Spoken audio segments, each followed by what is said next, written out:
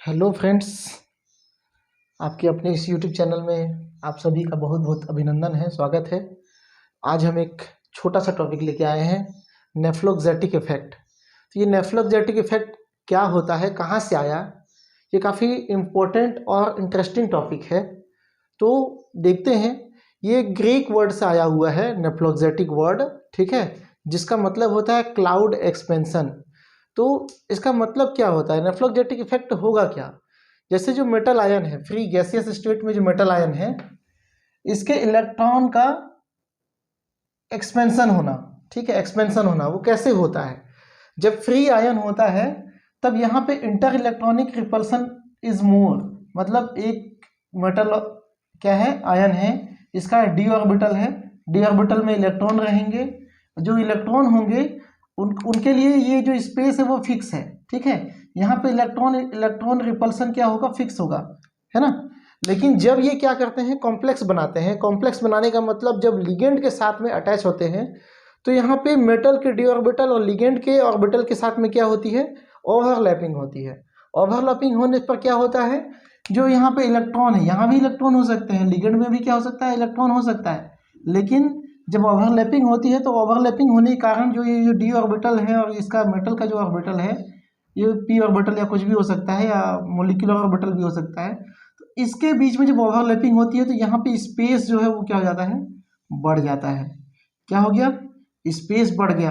अब क्या होगा, स्पेस बढ़ने पर इलेक्ट्रॉन इलेक्ट्रॉन का जो रिपल्सन है वो क्या हो जाएगा, कम हो जाएगा। क्यों, क्योंकि इसके लिए काफ़ी स्पेस मिल गया मूव करने के लिए, है ना।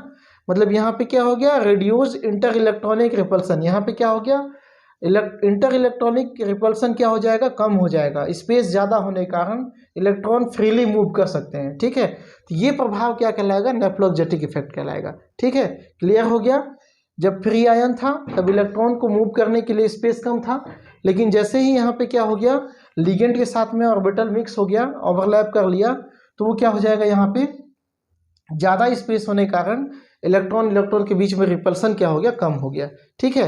अब इसको हम क्या करते हैं, एक सीरीज में ड्रॉ कर देते हैं कि कौन कौन सा लिगेंड जो है ना, कौन कौन सा लिगेंड जो है अधिक नेफ्लोक्जेटिक इफेक्ट डालता है। तो यहाँ पे एक सीरीज हमने बनाया है, ये सीरीज जो है एक देखो, नेफ्लोक्जेटिक इफेक्ट को बीटा से शो करते हैं, ठीक है, बीटा से शो करते हैं। यहाँ पे एक नया चीज़ आता है, रैका पैरामीटर बी, है ना, रैका पैरामीटर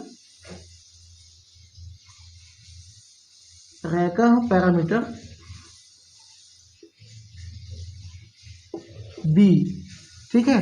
तो मेटल आयन के लिए भी रैका पैरामीटर होता है और मेटल कॉम्प्लेक्स के लिए भी रैका पैरामीटर जो भी होता है ना, मतलब इंटर इलेक्ट्रॉनिक रिपल्सन के आधार पे। तो यहाँ पे जो कॉम्प्लेक्स का जो क्या बोलते हैं, रैका पैरामीटर होगा, हम उसको क्या करेंगे, बी डैश से शो करते हैं। और जो फ्री आयन का होगा, है ना, फ्री आयन का जो रैका पैरामीटर होगा उसको हम क्या करते हैं, बी से शो करते हैं। तो देखिए यहाँ पे क्या है, मान के चलिए यहाँ पे मैं मान लूँ इसके लिए जो रैका पैरामीटर है वो क्या है, 10 है, मतलब इंटर इलेक्ट्रॉनिक रिपल्सन का जो कैपेसिटी है वो कितना है, मान के चलो 10 है, ठीक है। कॉम्प्लेक्स बनने के बाद में इसका जो स्पेस ज़्यादा हो गया, मतलब इसका पैरामीटर क्या हो जाएगा, घट जाएगा, इंटर इलेक्ट्रॉनिक रिपल्सन घट जाएगा। तो यहाँ पे इसको मान लेते हैं कितना, सपोज मान लेते हैं 1, ठीक है, चलो 1 मान लेते हैं। तो क्या होगा, इसकी स्थिति क्या होगी, यहाँ फॉर्मूला में अगर हम बैठाते हैं तो क्या हो जाएगा, 1/10। ये कॉम्प्लेक्स के लिए है 1 और किसके लिए, मेटल आयन के लिए 10, तो इसकी वैल्यू क्या आ जाएगी, 0.1, ठीक है। अगर यही इसको मैं थोड़ा सा और कर दूं, क्या कर दूं, थोड़ा सा इलेक्ट्रॉनिक रिपल्सन बढ़ा दूं और किसके लिए यहाँ पे कर दूं 5 या फिर कुछ ज़्यादा, तो यहाँ पे जो पैरामीटर आएगा वो क्या होगा, 5/10 आएगा, इक्वल टू क्या होगा, 0.5, ठीक है। तो अब हम इन दोनों के आधार पे हम इस सीरीज को समझेंगे, ठीक है। तो यहाँ पे मैं आपको बता दूं कि जो क्लाउड एक्सपेंशन है या नेफ्लोक्जेटिक इफेक्ट जो है वो आयोडीन का सबसे ज़्यादा होता है, ठीक है, और फ्लोरीन का इस सीरीज में सबसे कम। ये जो सीरीज है उसमें आयोडीन का जो नेफ्लोक्जेटिक इफेक्ट है वो क्या है, सबसे ज़्यादा है, और ये फ्लोरीन का कम। तो भाई मैं यहाँ इसको बढ़ते हुए दिखाया हूँ, बढ़ते हुए क्रम में, तो ये इसकी बीटा वैल्यू है, ठीक है, ये बीटा वैल्यू के आधार पे हम इसको दिखाए हैं। बीटा वैल्यू जैसे मैंने कहा आयोडीन का क्या होता है, नेफ्रोजेटिक इफेक्ट क्या होता है, ज़्यादा होता है।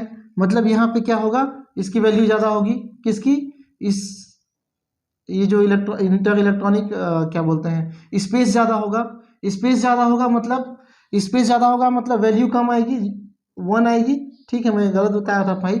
तो स्पेस ज़्यादा होगा तो यह इसकी वैल्यू क्या आएगी, 1 आएगी। फ्री मूव कर सकते हैं इलेक्ट्रॉन, तो इसकी वैल्यू क्या है, 0.1। सपोज मान के चलिए ये क्या है, 0.1 है।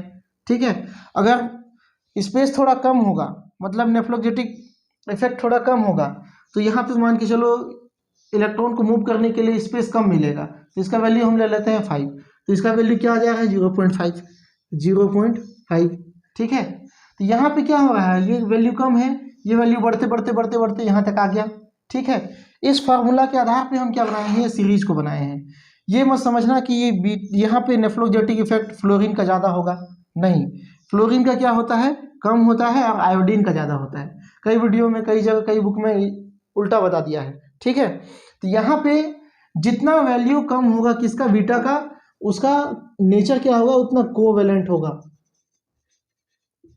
ये कोवेलेंट कंपाउंड बनाएंगे। ठीक है, आयोडीन क्या बनाएगा, मेटल के साथ में कोवेलेंट नेचर का ज़्यादा होगा। अगर यदि लिगेंड फ्लोराइड है तो वहाँ पे क्या होगा, आयनिक कैरेक्टर ज़्यादा होगा, आयनिक कैरेक्टर। मतलब कहने का मतलब ये इस तरह से भी समझ सकते हो कि फ्लोरीन का जो ऑर्बिटल होगा वो ज़्यादा ओवरलैप करेगा, मोर स्पेस पैदा करेगा। ठीक है, और आयोडीन का, ठीक है, और फ्लोरीन क्या होगा, छोटा होगा, उसका ऑर्बिटल भी क्या होगा, थोड़ा छोटा होगा, और उसका स्पेस क्या होगा, कम होगा। ठीक है, स्पेस क्या होगा फ्लोराइड का, कम होगा। फ्लोरीन छोटा होता है, आयोडीन क्या होता है, बड़ा होता है। साइज के आधार पर भी आप समझ सकते हो। ठीक है, अब यहाँ पे इसको हम स्पेक्ट्रोकेमिकल स्पेक्ट्रोस्कोपी से भी समझ सकते हैं। ठीक है, ये इसका एप्लीकेशन है कि जब हम फ्री आयन का ESR लेते हैं तो हमको केवल 1 पीक मिलता है। डी ऑर्बिटल में अगर एक इलेक्ट्रॉन है, मान के चलो डी ऑर्बिटल में मान के चलो एक इलेक्ट्रॉन है, आई वैल्यू जिसकी क्या हो, 0 ना हो, मतलब स्पिन क्या हो, कम से कम +½ हो, तो एक साथ हमको क्या मिलता है, सिग्नल मिलता है। ठीक है, लेकिन जब उसी मेटल का कॉम्प्लेक्स का जब हम ESR लेते हैं तो हमको हाइपर फाइन स्प्लिटिंग देखने को मिलती है। ठीक है, हाइपर फाइन स्प्लिटिंग क्यों देखने को मिलेगी, क्योंकि इलेक्ट्रॉन अब कई जगह मूव कर रहा है, अलग अलग जगह मूव कर रहा है। पहले क्या था, एक फिक्स एरिया में था, तो हमको एक फिक्स क्या मिल रहा था, स्पेक्ट्रा मिल रहा था। लेकिन जैसे ही हम क्या बना दिए, लिगेंड बना दिए, लिगेंड के साथ में कॉम्प्लेक्स बना दिए, तो इलेक्ट्रॉन क्या कर रहा है, अलग अलग जगह पे मूव कर रहा है, उसके लिए मोर स्पेस हो गया। यहाँ पे क्या होने लगी, स्प्लिटिंग होने लगी। ये इसका क्या हो गया, एविडेंस हो गया, किसका, नेफ्रोजेटिक इफेक्ट का। ठीक है, तो इसको आप क्या करते हैं, स्पेक्ट्रोस्कोपिक मेथड से डिफाइन कर सकते हैं। ठीक है, तो यहाँ तक सब चीज़ क्लियर हो गया। अगर कोई भी डाउट हो, कोई भी छोटा सा भी अगर क्वेश्चन होता हो तो आप कमेंट जरूर कीजिए। अब वीडियो पसंद आया है तो लाइक कीजिए, सब्सक्राइब कीजिए और दोस्तों के साथ शेयर कीजिए। Thank you.